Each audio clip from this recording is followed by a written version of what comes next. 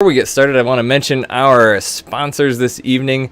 The main big sponsor we have is MythLogic. Definitely give them a check out on the Twitters and the Facebooks. You can find them by searching for MythLogic on both of those, and also mythlogic.com. They are a custom gaming laptop builder, custom builder. Nice website that you can go through and spec out your new laptop. You can even just go and see what it would cost for your new dream laptop.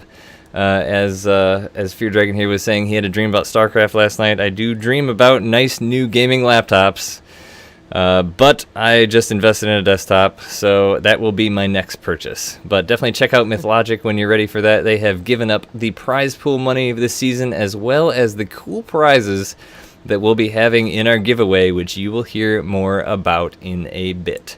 Also with us is Chairs for Gaming. They are a Canadian DX racer supplier, so if you're in the US of A, unfortunately they will not be able to help you, but if you do live in the Canada, they will be your number one supplier for DX racers, as they are the only supplier, I believe. But they have been super awesome, great guys. There's a review, I believe, if you go to blog.sc2ctl.com that Troy did. Maybe he can post that link in chat.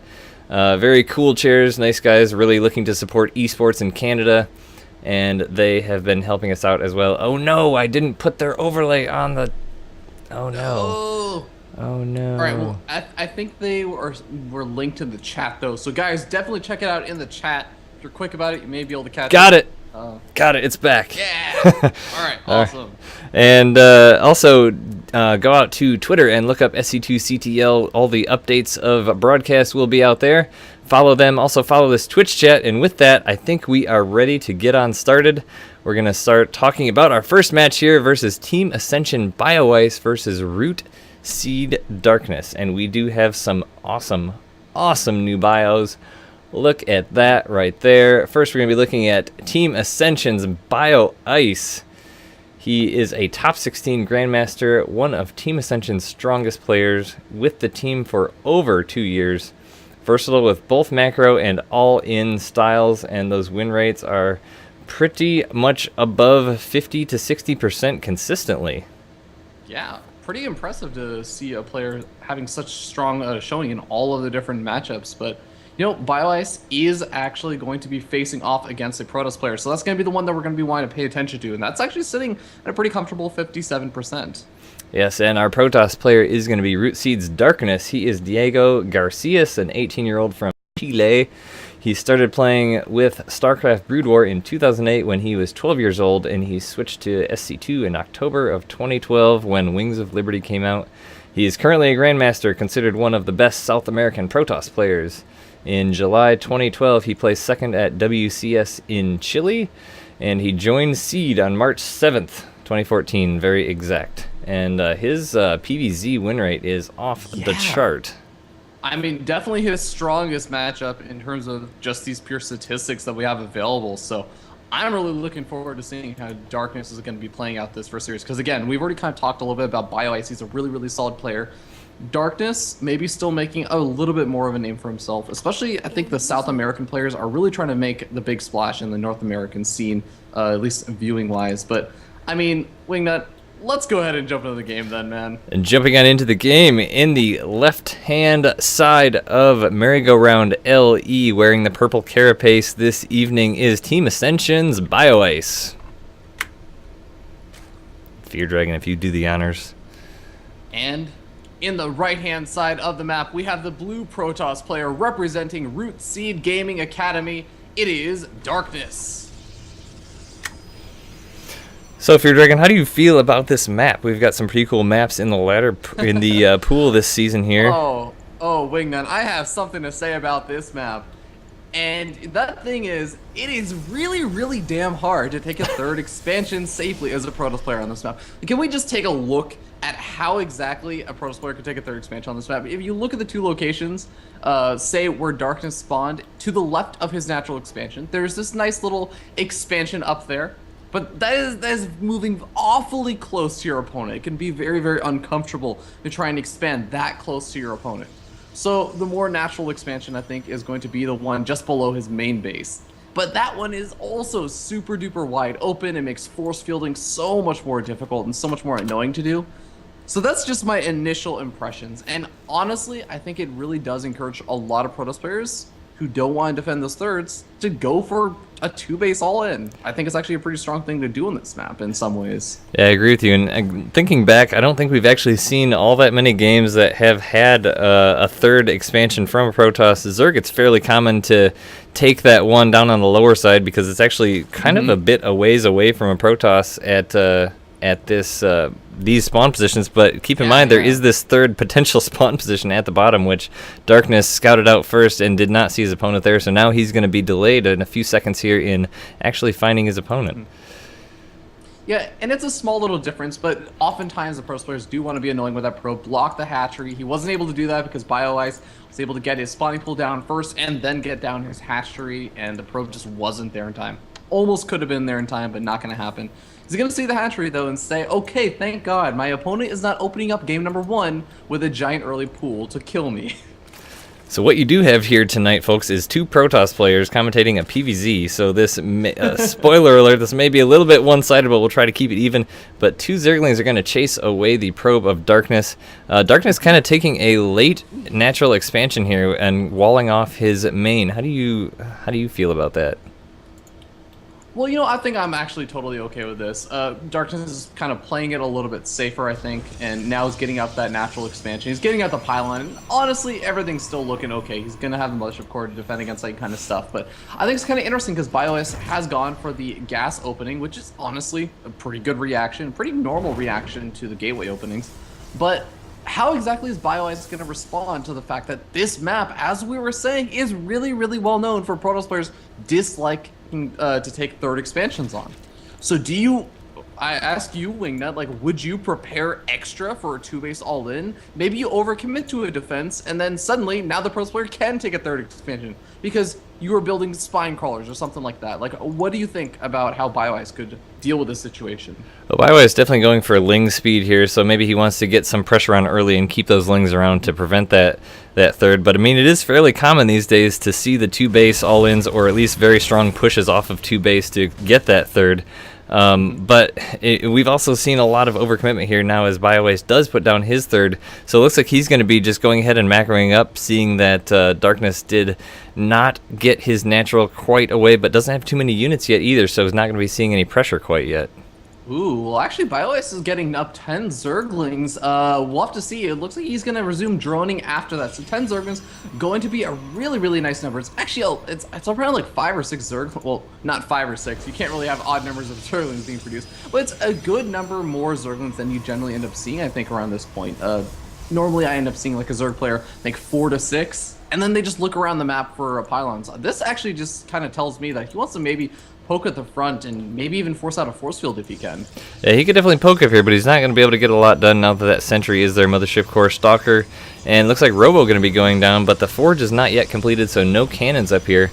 So we'll see if he ends up throwing down that Rotorn to follow it, but those Lings do end up going back headed home after speed is finished now to just, it looks like they're just kind of looking around for any remote proxy pylons, because we have seen some really strong plays lately with these 4 and 5 gateways off of that expansion with quite a large number of Zealots warped in to take out the third base of Zerg. Exactly, and you have to remember, BioIce has seen 2 of the gateways at the front, and he's seen 1 gateway up on the high ground of the main base. He doesn't know whether or not there's a 4th gateway until just now he sends in the Overlord. Oh, so Overlord actually there is a 4th pulled back quite a number of units here with only 1 sentry left at the front with no energy. Yeah, gonna have to be a little bit careful. But in the end, Darkness is gonna end up being able to just produce that robotic facility and everything, and you know, BioIce is going to be able to macro up, seeing that, hey, you know what, doesn't look like there's any kind of big 4-gate Zealot aggression coming out. So seeing that we've got 3 gas down out of BioIce, Lair is just finishing up. He is on 3 bases. He knows that Darkness has remained on 2 and looks like he's going to be for a little while. I was actually going to ask you if you think Mutas might be on the way, but it looks like Hydralisk Den is the choice of the day. Yeah, with 3 gas geysers, I think that definitely makes a lot more sense. This is a really, really fun style that you end up seeing some Zerg players try to do these days, which is just going for this Zergling Hydra mix. It might not have the big old, like, meaty roaches to tank, but oh man, can they do damage, especially those Zerglings force out all those early force fields on the, just to try and keep them away from the sentries. And then the Hydralisks basically get to wreak havoc on the remaining gateway units left over.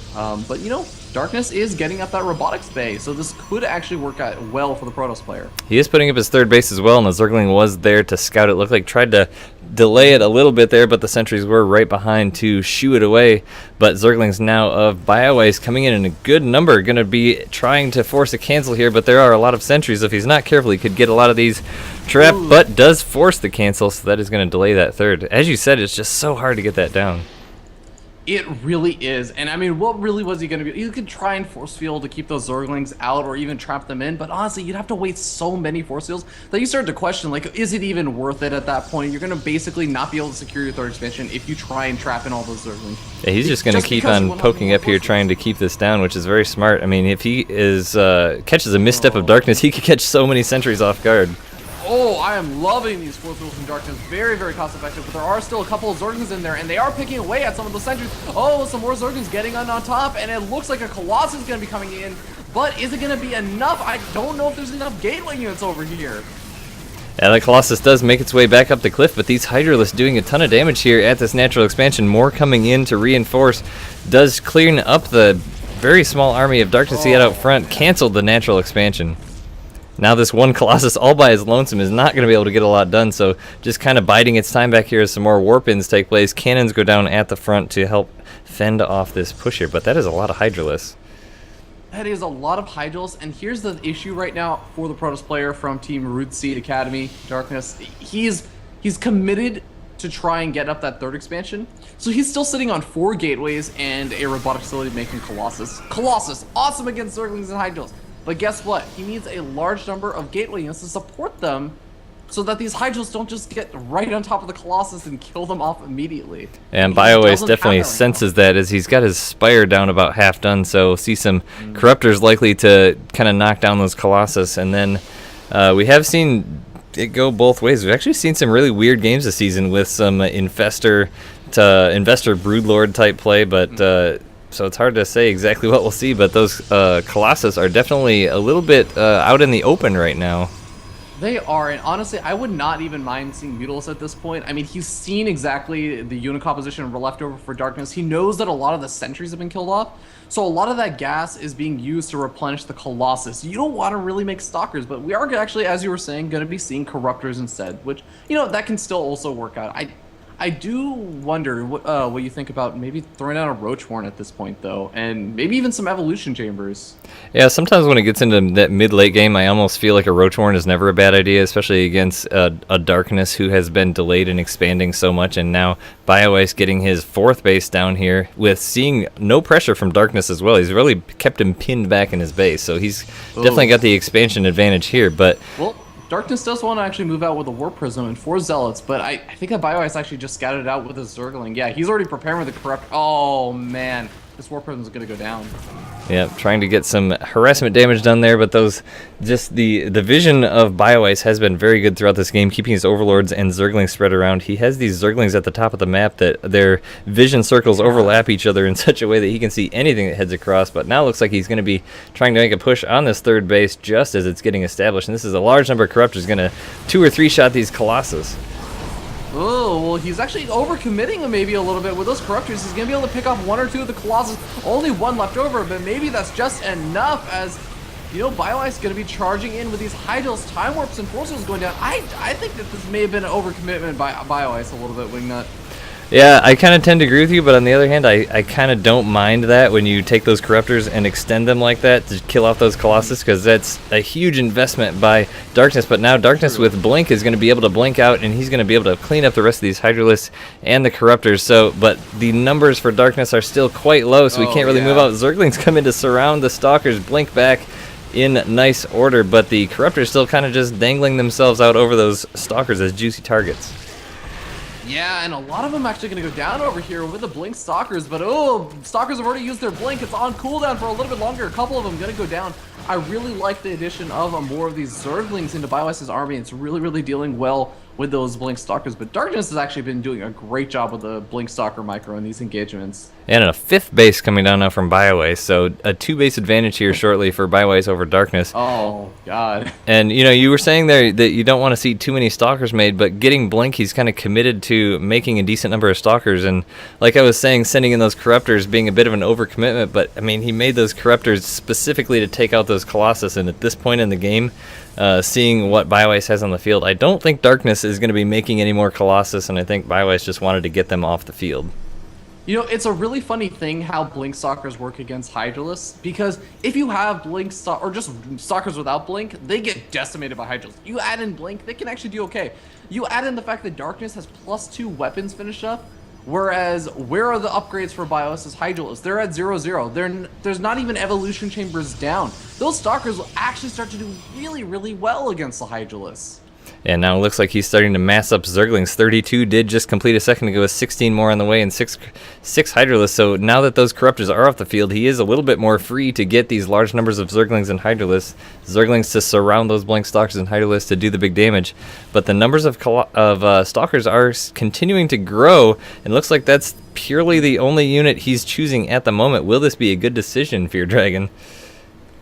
Well, I don't know. Only one way to find out, and that's going to be with engagement, Wingnut, as we end up seeing the Zerglings getting a giant surround on a lot of these Stalkers, but Blink is being very, very well utilized over here. Darkness not losing too much up until now. He's going to be waiting for that Blink to come off a cooldown before he goes back in to try and re-engage, pick off whatever he can. Yeah, those Hydralisks with their muscular augments are incredibly fast off creep. They can almost chase down these Blink Stalkers. Those Corruptors still hanging out there to draw some of the fire from the Stalkers, but now the Hydralisks may be overextending here a little bit as they're starting to dwindle. The numbers of Stalkers are continuing to grow, and nice arc there for Darkness as well. Yeah, and these Hydralisks are off of creep, even with the speed upgrade. I mean, they're not really able to run away from these Blink Stalkers. The Blink Stalkers do start to overpower. More Zergling reinforcements going to be coming in for BioIce. BioIce is actually still doing a great job, but look at this. There's actually been 4 Zelds dropped in with a Warp Prism over in the main base, and they've been able to completely decimate the mineral line over there, and Darkness manages to hold. Is it going to be enough, Wingnut?